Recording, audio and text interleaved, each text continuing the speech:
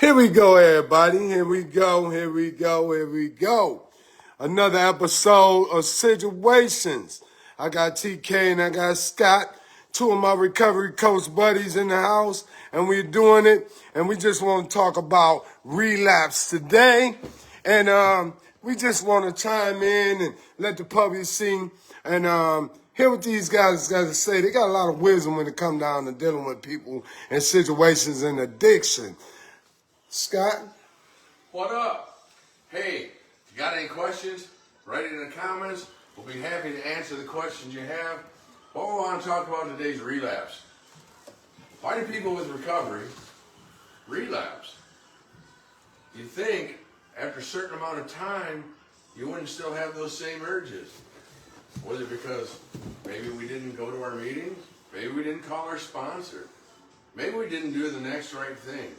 Just sort of curious. How about you, Terry? What's your comments on that? It's the same thing that a lot of people get started with wrongful curiosity. They just want it one more time to see how it feels. It's like when the first time you started, you just wanted to check it out. All your friends are doing it. Why shouldn't you? You know. And then you do it once or twice, and it doesn't kill you, so you think the stuff is harmless, and like it even more. Not looking at all the negative baggage that comes along with substance abuse, and there's tons of it. I remember my original sponsor said if I want to think about using again, just give me my car keys, the deed to my house, everything else that I own, because might as well give it to him rather than give it to the dope man, because that's who's going to end up with it anyway. So, when you talk about relapse, and like I said, Jake loved calling this an instance of substance use. So let me ask you this, Scott, TK. What leads a person to relapse? Weakness within their self. What do you mean by weakness? They're too weak to make their own decision, too weak to have any self-control, too weak to stand by what they know is right. And they have a weak moment, and they allow their dope addict self to get up off the bench and get back in there and start making all your decisions for you. That's how you view that also, Scott? That's partially true. There are other extenuating circumstances that could cause you to relapse. You call me a liar? No, absolutely not, because I understand where you're coming from with that. But, you know, when I relapsed, because I'm a drug addict. I've used over the years. You're an ex-drug addict. I'm always going to be an addict, though. You know. Why you say that? Why you say? I want you to answer that question before you finish about the relapse. I don't think you're ever an ex-addict. Once you're an addict, you're always an addict. But you don't have to do drugs no more. But you have an addictive personality that never changes. So I can be addicted to anything. I chose drugs for a long period of time, and an addiction to me is something that controls your every thought, your every want, your every desire. You give up everything for it. That's what an addiction is. I guess this is what I'm saying, Scott. If you're not an active addiction right now, if you're not actively using right now, why would you say you as an addict? Because an addict is someone that's out there right now using, and you're not using at this moment. So why do you continue to call yourself an addict? I don't know. Maybe that's what my program calls me. So I introduce myself as, "Hi, I'm Scott. I'm an addict." Okay, I'm gonna say this there. Watch this. Would you agree that it's more? It's better to say this. I am Scott, and I'm continually in recovery. Because if I say I'm an addict, that means I'm using, right? I get that. See, now, words got power, right? I agree with that a lot, because I hear a lot of people saying now, "Hi, I'm Scott. I'm in long-term recovery." Okay. And I sort of like that, because it doesn't define you as an addict, and an addict has the possibility of still relapsing. Okay then. Where if you're in long-term recovery, what's your goal? Long-term recovery. So I think maybe we should change that mindset. You shouldn't used to being an addict. I think you should be in long-term recovery. Okay, and that's all I was saying. And I didn't mean to cut you off. Well, that's from, okay. I like that question. I think it's perfect. And if you could please finish that with TK when you disagreed with him partially about the relapse part. I don't think I really disagreed. I said there were more factors than just being weak. When I relapsed, I had 6.5 years clean. Okay. My nephew was killed by a bike group here in Saginaw. I'm sorry to hear that. And I'd raised him since he was 8 years old. But then I got to go back to Terry. I was weak. The shit was put in front of me. Just do one. Da-da-da-da. Yeah, I could just do one. Well, one led into 1,000, 1,000 led into 10,000. And, it just went from there. Life went downhill. But lack of self-control. I didn't have any. When it was right in front of me, as long as like most of the time, I remove myself from any of those situations. Because I wanted to do that in recovery. But when it was right in front of me, sitting there, I couldn't say no. You didn't have enough clean time. That's all I can say. I don't know. I had 6.5 years. I was doing everything I could. But you went back to it. Yeah. I was doing area service. I was the chairman of one of the committees there. Plus, I did chairs of the meetings. Like you and I met. I was chairing the Zoom meetings. Look at John Belushi. Sorry about that, gentlemen. That's all right. Yeah. So continue. So let me ask you this then. Since we're talking about relapse, how do a person who's coming out of active addiction avoid relapse? Because I want to know. A lot of people keep doing the same thing, and I know most of it is what the mental part, right? Right. It's called insanity. The mental part. It's called insanity. You keep doing the same thing over and over and over and expecting a different outcome. It's not going to happen. If you want to make a change, you got to make it. And the only person who can make the change for you is yourself. You agree to that, TK? I wasn't responsible for my addiction, but I am responsible for my own recovery. Okay. It's different for everyone. But the fact of the matter is, the very first time you use something, Okay. anything at all, you chose to do it. And if you became an addict from that, then you chose to be an addict. Right. It all comes down to choices. If you chose to do it, you could choose not to do it. And that's why I know people used to laugh about that just say no thing, but it's straight up, that's down to the core, that's what it is. Just tell yourself you're not going to do it and don't do it. Don't try, do it. Right. Yeah, because that's like one of the things I'm working on in my new program. Choices. You're left with two choices, the right choice, the wrong choice. So many years I traveled that wrong road. Now I choose to take the right path. And it's so much simpler because I keep it simple. And I think one of the big things to tell people out there in the world is keep it simple. Because the more we try and complicate things, Do it that way. you're great first. Yeah, they put too much on some of that. They got them doing all kinds of things. If you need it, there's something there, like step study, a sponsor. Read the 12 steps. If you need it, it's there for you. But that doesn't mean you have to do it. If you don't need it, all you have to do is stop picking up. That is your cure for addiction. Right, I agree with that. But you have to have the will to do that.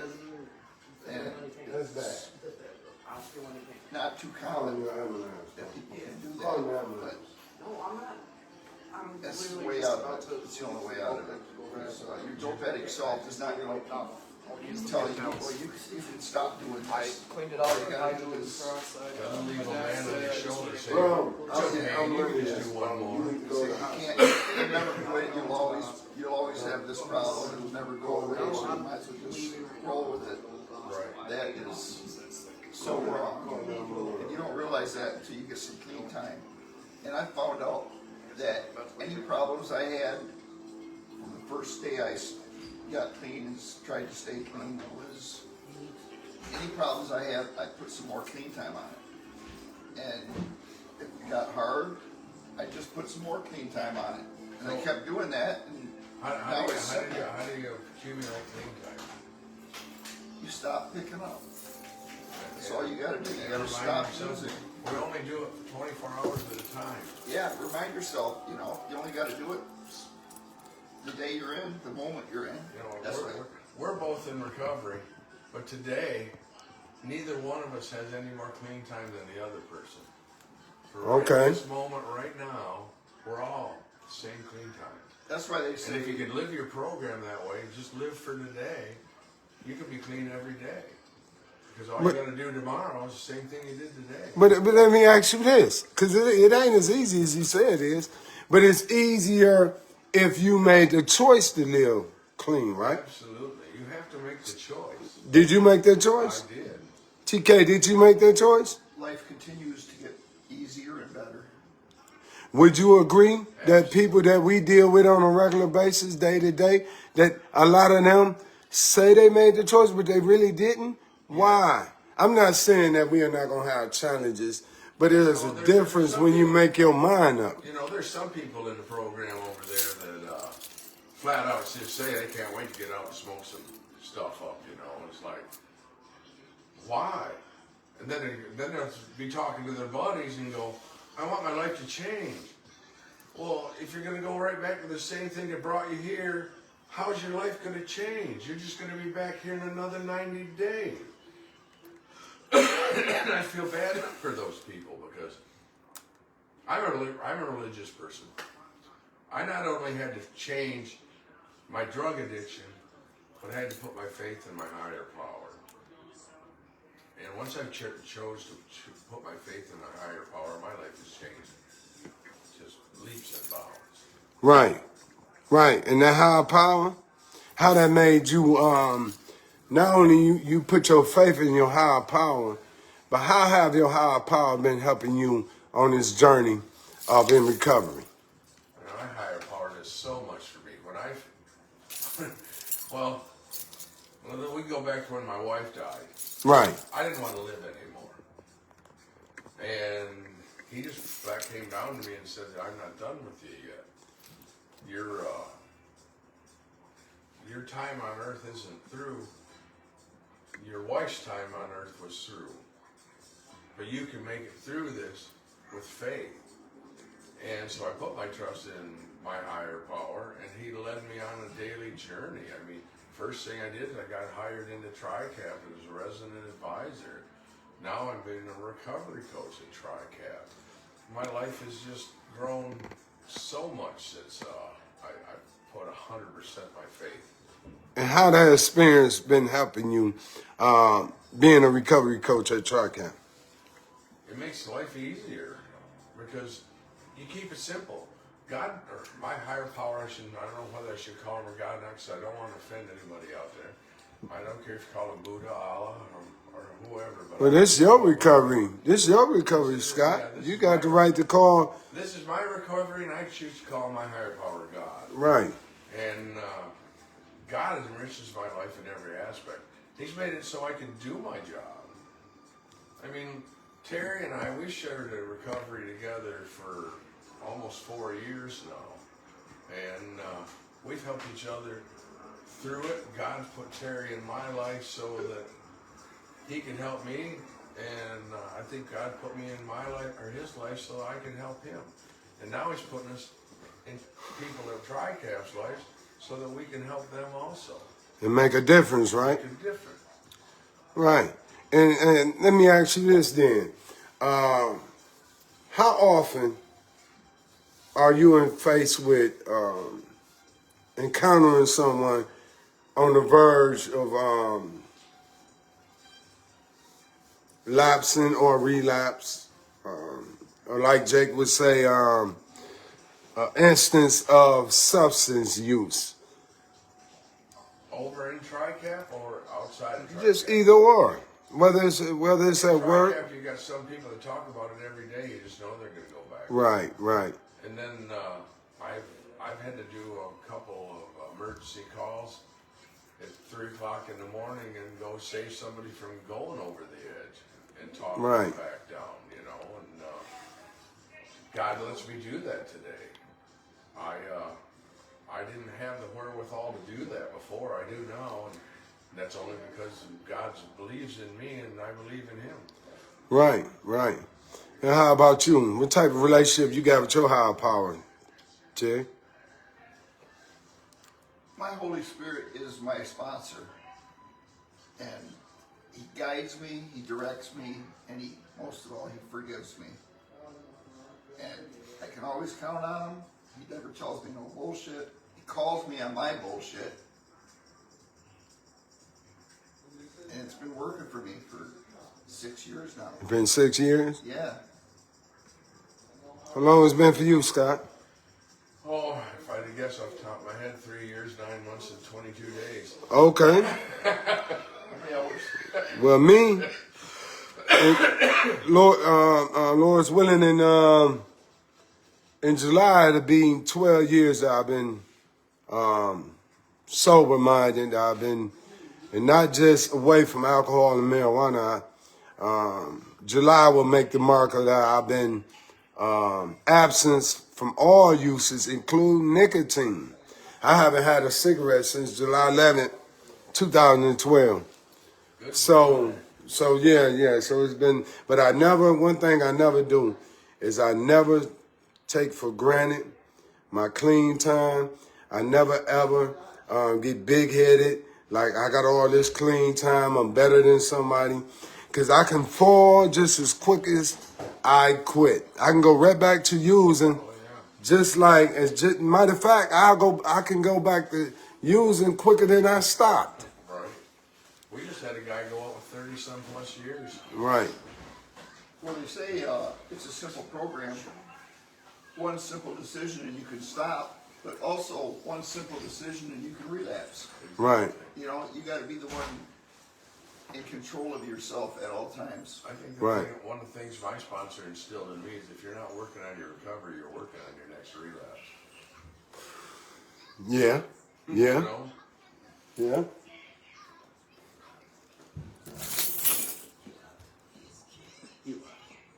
But yeah, I don't know. I think I finally got it this time around. That's the biggest difference now. I understand what I need to do to keep myself clean, not do the wrong things anymore, and I've been going on quite the spiritual journey with my higher power. It sounds good. And we just want to touch on this relapse today. It came across in the conversation. And me, I just wanted to go live and because there's someone out there that's battling addiction right now. And just feel free to reach out to either one of us. Put it in the comments. One of us inbox you the phone number. We can reach out. We can point you in the right direction to get the right resources and the right help that's needed. If you need help developing coping skills or coming up with a plan for relapse prevention, or even coming up with a personal goals, we can help you get that done also. We just, we just get the joy out of this, helping others move forward in life. It's a beautiful thing, helping people connect with their loved ones because of addiction and rip families apart, So before we close out, how do you feel about that, Terry or Scott, either one of you? How do you feel about a person coming out of addiction and on that road of rebuilding their family, rebuilding that relationship with their family? Because a lot of people have destroyed that relationship with their family. I've had that experience, and it's a great thing when you accomplish that. I had my son who was gone he removed himself out of my life for about almost 3 years, and it's because I was using, acting like a fool, and I quit. And after about a year and a half being clean and sober, he came and told me, if you want to continue any relationship with me or my son, because he just had a son, he said, you need to keep doing what you're doing. So I kept doing what I was doing. And before that, he wouldn't even give me his phone number. Now he comes over for Christmas, brings the kids. It all just continues to get better. And that's how staying well is. It continues to get better as long as you stop hurting yourself. It works for me anyways. Yeah, I agree 100% with that. 'Cause I had a hard time with my brother and my mom. We still have a little bit of a strange relationship. You know, my dad was proud of me when he before he passed away. He told me, he said, the proudest thing I ever did was prove to him that I was clean. So that made me pretty happy inside. That make you feel good, don't you? You want to know what my mother said to me before she died? She said, Chris, she looked up at me, she said, you really did change. Yeah. I said, ain't no use of half stepping. You see what I'm saying? So that's why when I got out of MDOC, I didn't say I was gonna do this, I was gonna do that. You wanna know why? Because actions speak louder than words. Exactly. Anybody can say anything. Yeah. It's like I made a promise to my wife and God that I'd never go back to hard drugs ever. Right. And I never will. God said, it's good. Here's my hand, come take it. Right. Let's take you for a walk, you know. And this weekend I get baptized. How awesome is that? That's awesome. That's awesome. And I found out Okay. it's only as difficult as you make it. If you allow it to get better, it'll get better. But if you have a problem with it, you could drag it out forever. You could constantly have a struggle with getting clean and sober. As long as you allow that. But since, like I say, we're in control of ourselves. If you want to make it easy, just let it be. It will be easy. But if you want to struggle and feel pain and misery, that can continue forever. As long as you allow that. Okay then, fellas. Before we close out, I want you both to share with the audience one positive thing that they can do as they move forward in recovery to avoid relapse.